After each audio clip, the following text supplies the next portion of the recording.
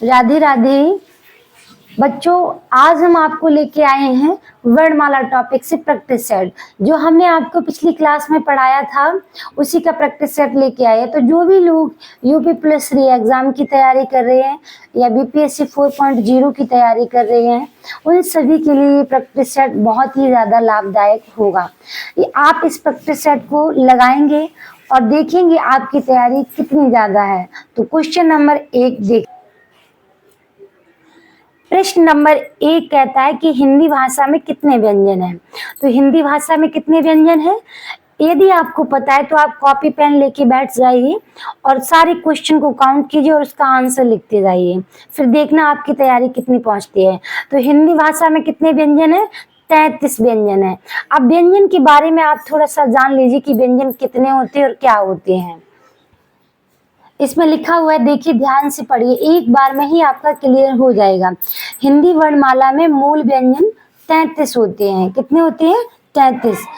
जो इस प्रकार से है, मूल व्यंजन 33 हुए। वर्गीय व्यंजन या स्पर्श व्यंजन, वर्गीय व्यंजन या स्पर्श व्यंजन का वर्ग से पा वर्ग तक 25 होते हैं, जबकि अंतस्थ व्यंजन या अलावा 4 होते हैं और ऊष्म व्यंजन सा सा साहा 4 होते हैं। तो एक बार फिर से याद रखिए, हिंदी वर्णमाला में मूल व्यंजनों की संख्या 33 है, वर्गीय या स्पर्श व्यंजन 25 होते हैं, अंतस्थ व्यंजन या अलावा 4 होते हैं और ऊष्म व्यंजन सा सा साहा 4 होते हैं। यदि आपने ये याद कर लिया तो व्यंजन से आपका कोई भी क्वेश्चन गलत नहीं होगा। नेक्स्ट क्वेश्चन देखिए।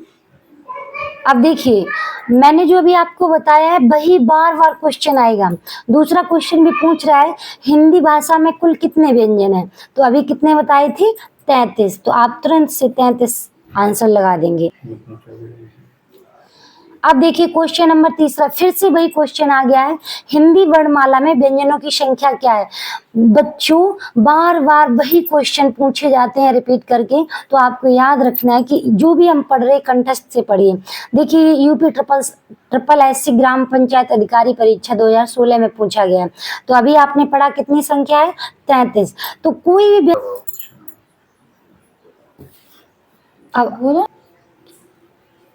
अब देखिए क्वेश्चन नंबर 4 पूछता है कि वर्णमाला में स्पर्श व्यंजनों की संख्या कितनी है। अभी मैंने आपको बताया था कि स्पर्श व्यंजन 25 होते हैं। तो यहाँ पे आंसर आपको लगाना है 25। कौन कौन से 25 होते हैं देखिए। तो सबसे पहला क्वेश्चन आपसे होता है कि स्पर्श व्यंजन की संख्या कितनी होती है। रेयर केस में ही पूछा जाता है कि इसका डिटेल बताइए। तो सबसे पहले आप संख्या बता देंगे कि इसकी संख्या कितनी है? 25 होती है। अब वो 25 कौन से होते हैं? का वर्ग, चा वर्ग, टा वर्ग, ता वर्ग और पा वर्ग। प्रत्येक वर्ग में 5-5 अक्षर आते हैं। तो कितने हो जाएंगे? 25 हो जाएंगे। का वर्ग में कौन कौन आता है? का, ख, ग, घ, या। और का वर्ग की ध्वनि जो है वो कौन सी है? कंठ ध्वनि कहलाती है। चा वर्ग की चा, छा, जा, झा, उआ। और चा वर्ग तालव्य ध्वनि कहलाता है। टा वर्ग का होता है टा, ठा, डा, ढा, डा। और ये मूर्धन्य ध्वनि का कहलाता है। आपसे पूछ लिया जाएगा कि टा वर्ग किस ध्वनि से रिलेटेड है, तो आप बताएंगे मूर्धन्य ध्वनि से रिलेटेड है। ता वर्ग में आता है ता, था, दा, धा, ना। और इसमें दंत ध्वनि आती है। तो ता वर्ग किससे आता है? दंत ध्वनियों से आता है। पा वर्ग पा, फा, बा, भा, मा। और पा वर्ग ओष्ठ ध्वनि से आता है। इसका एक सूत्र भी होता है, का वर्ग का अकुह विसर्ग नाम कंठा, यानी कि आ और का वर्ग प्लस विसर्ग और हा, ये सारे अक्षर किसमें आएंगे? कंठ ध्वनि में आएंगे। दूसरा आता है इचु ऐसा नाम तालु, ई और चा वर्ग और सा, ये तालव्य ध्वनियां कहलाती हैं। लटू ऐसा नाम दंता, ला और ता वर्ग और सा, ये दंत ध्वनियां कहलाती हैं। उपु उपधमा नाम ओष्ठा, उ और पा वर्ग ये ओष्ठ ध्वनि कहलाती हैं। तो क्वेश्चन आपको समझ में आया, स्पर्श व्यंजन की संख्या 25 होती है। नेक्स्ट क्वेश्चन, बच्चों ये जितने भी मैं आपको क्वेश्चन करवा रही हूँ ये किसी न किसी परीक्षा में पूछे गए हैं, और मैं आपको वादा करती हूँ, ये विश्वास दिलाती हूँ कि यदि आप ये क्वेश्चन सॉल्व कर गए तो समझ लीजिए आपका हिंदी वर्णमाला टॉपिक से कोई भी प्रश्न गलत नहीं होगा। आपसे प्रश्न पूछा जाता है कि भाषा की सार्थक लघुत्तम इकाई, अब बहुत ध्यान से पढ़ना है, भाषा की लघुत्तम इकाई किसे माना जाता है? तो बच्चे जल्दबाजी में करके और इसका आंसर वर्ड लगा देंगे, लेकिन इसका आंसर वर्ड नहीं होगा, इसका आंसर होगा शब्द। क्या आंसर होगा? शब्द। भाषा की सार्थक लघुत्तम इकाई किसे कहते हैं?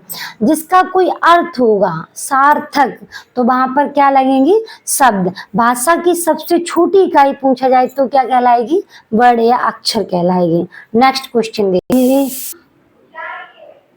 नेक्स्ट क्वेश्चन है भाषा की सबसे छोटी इकाई। अभी मैंने आपको जस्ट बताया कि भाषा की सार्थक लघुत्तम इकाई शब्द।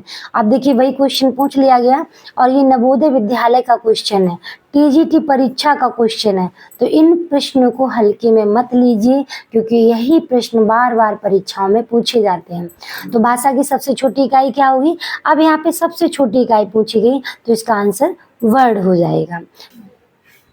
नेक्स्ट क्वेश्चन कहता है कि भाषा की सार्थक लघुत्तम इकाई। अब देखिए फिर से वही क्वेश्चन रिपीट हो गया और ये क्वेश्चन टीजीटी परीक्षा 2013 में पूछा गया।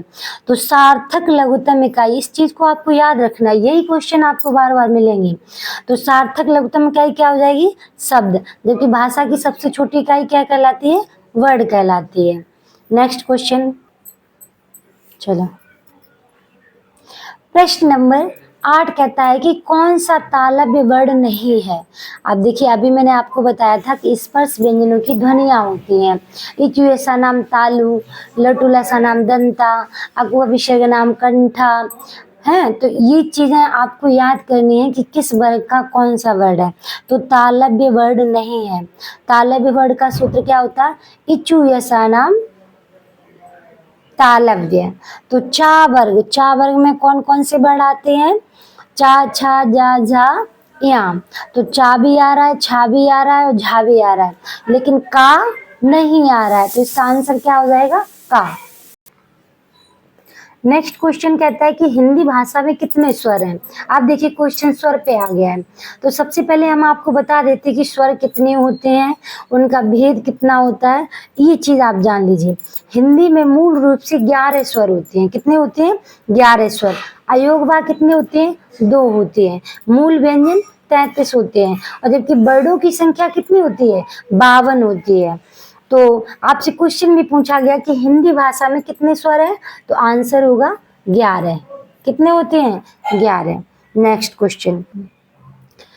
क्वेश्चन कहता है कि हिंदी वर्णमाला में वर्ण हैं, वर्णों की संख्या पूछी गई है। तो हमने आपको क्लास में बताया था कि वर्ण कितने होते हैं।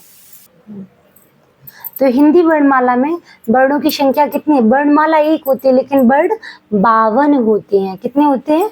52 होते हैं। देखिए यही प्रश्न पीजीटी परीक्षा 2005 में पूछा गया है, तो किसी भी प्रश्न को छोटा नहीं समझेंगे। नेक्स्ट क्वेश्चन पूछ रहा है कि हिंदी भाषा की कुल वर्ण लिपियां कितनी है? तो कितनी है? आपको यदि पता है तो आप अपना आंसर कॉपी में लिखिए। हमारी तरफ से आंसर है इसका 52। तो हिंदी में कुल वर्ण लिपियां 52 होती हैं। हाँ। नेक्स्ट क्वेश्चन कहता है कि वर्ड के प्रकार होते हैं। अब देखिए वर्ड के भी भेद पूछे गए हैं। तो वर्ड के प्रकार क्या होते हैं? वर्ड को स्वर, व्यंजन और अयोग बहा में विभाजित किया गया है। देखिए इस क्वेश्चन को पूछा गया एमपी प्रोफेशनल एग्जाम, तो इस क्वेश्चन को याद रखना है। वर्ड के प्रकार 3 होते हैं, स्वर, व्यंजन और अयोग बहा। नेक्स्ट क्वेश्चन कह रहा है कि व्यंजन और स्वर के संयुक्त रूप को क्या कहते हैं? व्यंजन और स्वर के संयुक्त रूप को क्या कहेंगे? तो क्या कहेंगे व्यंजन और संयुक्त रूप को? अक्षर। जिनका उच्चारण ना हो उसे हम अक्षर कहते हैं, तो इसका आंसर होगा अक्षर। नेक्स्ट क्वेश्चन पूछ रहा है कि वर्णमाला किसे कहेंगे? अब देखिए बच्चे इसमें एकदम से जल्दबाजी करेंगे और बोल लेंगे इसे कहेंगे, तो ध्यान से पढ़ना है।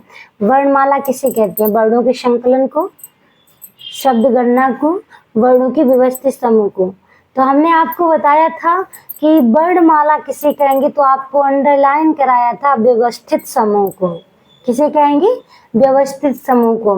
वर्णों के संकलन को कहेंगे, लेकिन ये गलत हो जाएगा क्योंकि यहाँ पे आपको देखना है व्यवस्थित समूह, तो इसका आंसर हो जाएगा व्यवस्थित समूह को।